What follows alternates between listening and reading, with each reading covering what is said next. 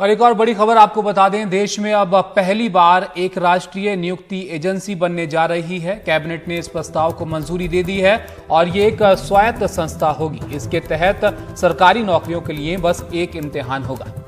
CET यानी common eligibility test एक तरह से सबका प्रीलिम्स होगा, यानी प्रारंभिक परीक्षा होगी। हर जिले में CET के सेंटर होंगे ताकि छात्रों को दूर न जाना पड़े। और क्या क्या खास बातें ये बताने के लिए हमारे साथ हमारे सहयोगी हिमांशु हैं। हिमांशु, और क्या खास बातें हैं इस राष्ट्रीय नियुक्ति एजेंसी के तहत?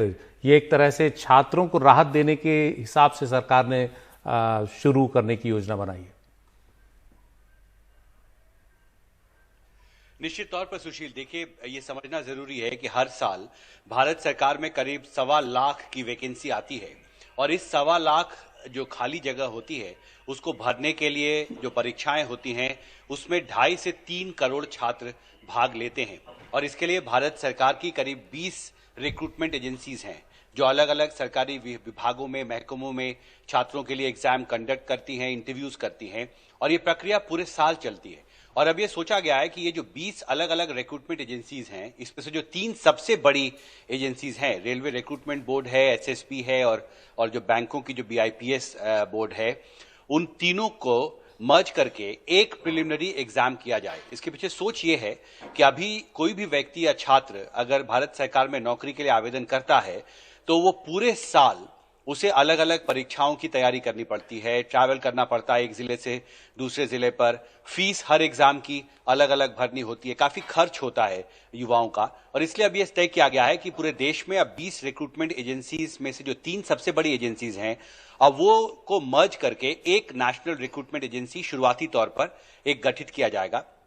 और ये एजेंसी एक प्राइवेट सोसाइटी की तरह काम करेगी। इसमें RRB और SSB और BIPS के जो अधिकारी हैं वो इसके गवर्निंग बोर्ड में होंगे और तीनों मिलके एक साझा रणनीति के तहत preliminary online common eligibility test होगा। ये एक प्रिलिमिनरी टेस्ट होगा अलग अलग सरकारी नौकरियों के लिए। और सरकार का ये कहना है कि इस पूरे प्रक्रिया के तहत जो मंशा है वो पहली बात कि इसे करीब 12 भाषाओं में करने की तैयारी है पूरे देश में, जिससे कि अलग अलग इलाकों में जो छात्र हैं वो अपनी अपनी भाषाओं में परीक्षा दे सकें।